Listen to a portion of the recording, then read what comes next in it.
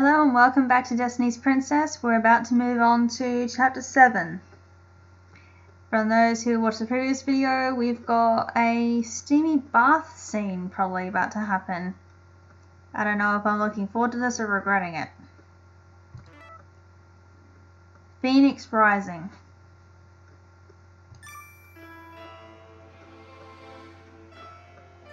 In Yukimura's arms, I was taken aback by the sudden embrace. Yukimura? Sorry, I was just so happy. Happy? My brain wasn't working. It took all my effort just to echo Yukimura's words. I thought you really did still care for Hanbei. I thought he had just backed out of the engagement because of his illness. I thought that deep down you two really were in love, so I was happy to hear that you were thinking about me. The arms wrapped around my back grew tighter, so much that my legs almost lifted off the ground. Yukimura spoke plainly into my ear. Kirby, I love you. My heart started pounding. Since when? I don't know, probably for a long time now, but that night, when you got hurt and I saw you lying there, my feelings for you grew stronger. That day, I wanted with all my heart and soul to protect you. Oh, that was the night we had first met. If that was true, his feelings might not just be an illusion of my brother's feelings. Maybe it meant I could trust that his feelings for me were real. The moment the thought crossed my mind, my entire body ached with joy. I thought I had loved the man who had been my fiancé. We'd been close since childhood, and I'd looked forward to us being married. But now those feelings have faded into the distant memories. My heart yearned for the man beside me now, who cared for me with such cheerful strength. Most importantly, this feeling that shook me to my core was a feeling I'd never felt before. I love you. I love you, Kirby, more than anyone else. As he spoke, Yukimura pressed his lips to my cheek. You're going to say I love you too. You know how weird it feels to read my name and then have somebody say I love you straight after it? I love you too, Yukimura. You do? Really? When I nodded, Yukimura hugged me even tighter. Then I'll never let you go. Yukimura's hands on my back slid up toward my neck. He then pulled me close and captured my lips in a kiss. Yukimura's breath was excited. I'm regretting this. Can I touch you? I swallowed back a gasp as he whispered in a husky voice. How bad is this going to get? I finally realized that my body was completely naked in his arms. The thought that I was pressed to his strong chest made me want to disappear from shyness. Hey, Kirby, is it okay if I touch you? Oh God. Nod. I simply nodded. Really? As long as it's you, then yes. If you're going to say something like that, there's no telling what I might do to you. Yukimura pressed his body hard against mine. He confessed his feelings, not attempting to hide his growing passion. I don't care anymore. Whether we're brother or sister or not, it doesn't matter, Kirby. I had to say something. I had to tell him we weren't really related. But I couldn't do it now. The dagger had said the only thing holding them in this world were the false memories. If he realized who he really was and wished to return home, Yukimura would be gone forever. But Yukimura... Yuki... I frantically called out Yukimura's name in between hungry kisses when... Excuse me? Ah! The two of us leapt apart at the sudden intrusion of the third voice. Oh God, who is it? A splash went up around me as I jumped back into the water. That voice? Kotaro, what are you doing? I thought revealing myself might cause offense. But maybe it would make it easier to talk if I came out. Please do. Please do come out.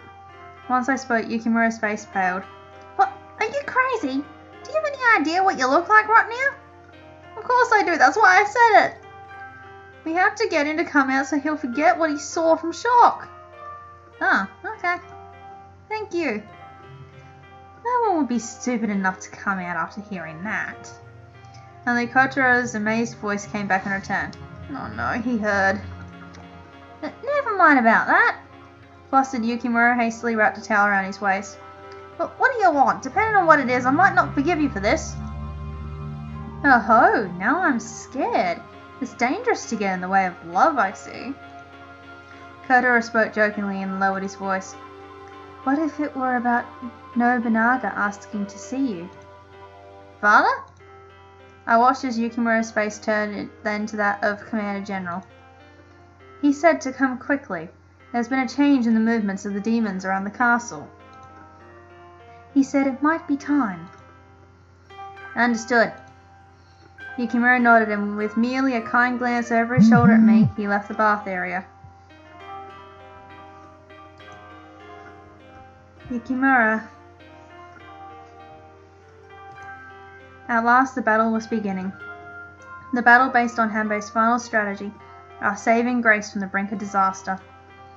As I watched Yukimura go, Kotaro spoke. You don't need to worry. I'm sure Yukimura will make it through just fine. That certainly was a surprise, though. How long have you two had this sort of relationship? At once my Greeks cheeks grew hot. Our relationship, unacceptable in the eyes of the world, had been discovered by Kotaro. Not to mention being caught in a place like this. You're going to drown if you try to sink any further under the water. Shut up! After being caught like that, I'd jump into a hole if I could. I don't think you're going to find any holes in the bathtub. I told you, I'm not trying to hide in here. You're too funny. Kotaro let out a chuckle.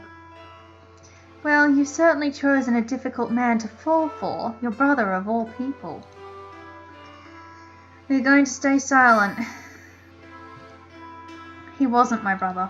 I wanted to say so, but I couldn't, not now. Even if I did, he wouldn't understand. And if he did understand, that might mean losing Kotaro's military strength and prowess. As things stood now, it would be suicide. Kotaro must have taken my silence for despondence. He continued as if trying to soothe me. Well, there's no stopping true love. Feelings are the one thing we can't control, just the way things are. His tone was different from usual. Perhaps he was implying that this was the way he truly felt, deep down inside. This amateur ninja whom I'd never really spoken to before. He doesn't seem like a bad guy at all. In spite of the circumstances, I felt my heart warm. I lowered my eyes and spoke from my heart. Thank you, Kotaro. For what? You've given me quite a show. Huh? Kotaro's voice was nearby. When I opened my eyes, he was there, crouched beside the bathtub, mere inches away from me. Ah, yes, quite a sight for sore eyes. Kotaro was gazing at me with a slight smirk. I'm not going to scream, okay. I splashed the water so hard the bathtub nearly turned over, but my enemy was a ninja.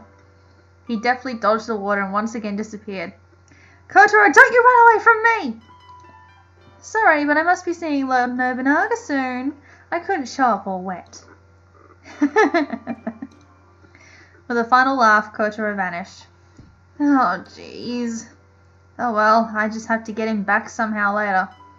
Anyway, the most important thing now was the demons. I got dressed and hurried to the castle tower. Father, may I come in? Nobunaga warmly answered my inquiry from outside the door. Yes, come in. When I walked in, all the main generals were gathered around.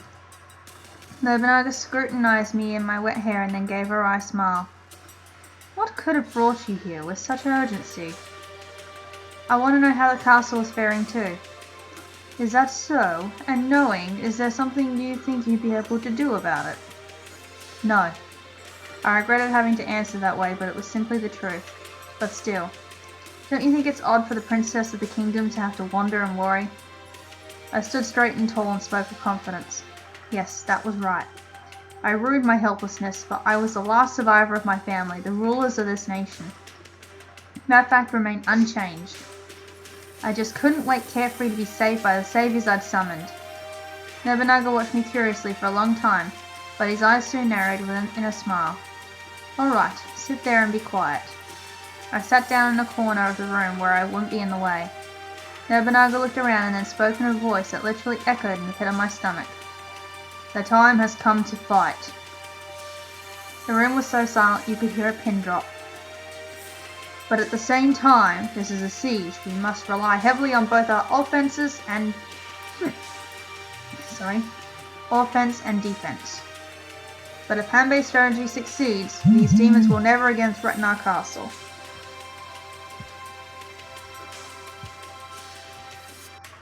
"And what precisely is this strategy, my lord?" The one who spoke was a veteran vassal, one of the few survivors of this castle. "We will strike down the demons' leader, deep within their headquarters." "Sir!" A stir arose from the room at this plan, unknown except to those present at Hanbei's death. "And who is this leader of theirs?" "Rokoku Takayori." For a moment I doubted my own ears. From the Rokoku clan? "With all due respect, my lord, there must be some mistake. The Rokoku clan has long been defeated." He was right. It had happened long before I was even born. Our families had been in an age-long feud, but even that was ancient history now. Nobunaga set his chin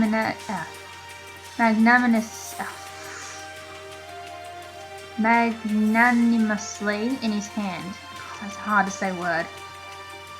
"Kotaro, explain the details for us." "Yes, sir." After a curt answer, Kotaro stepped forward.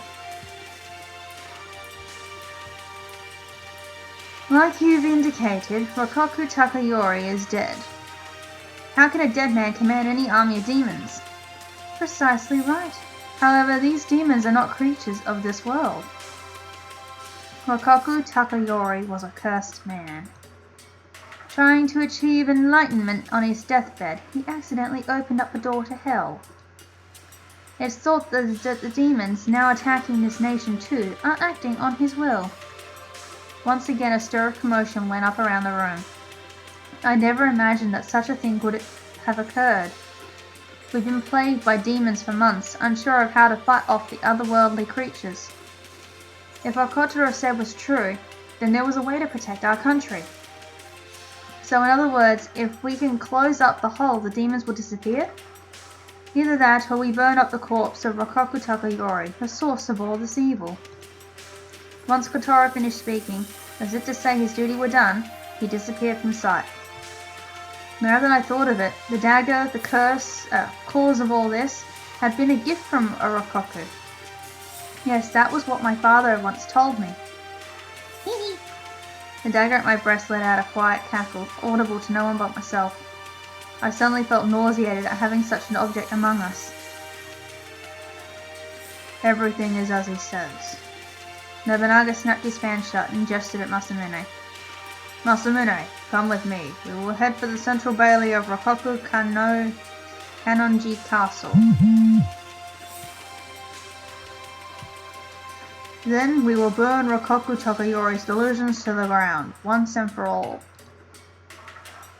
"Yes, sir." Masamune nodded, perfectly composed, as if he had known all along. "And so, Yukimura, I leave the castle in your charge. Lure the demons back here until we get Rokoku Takayori."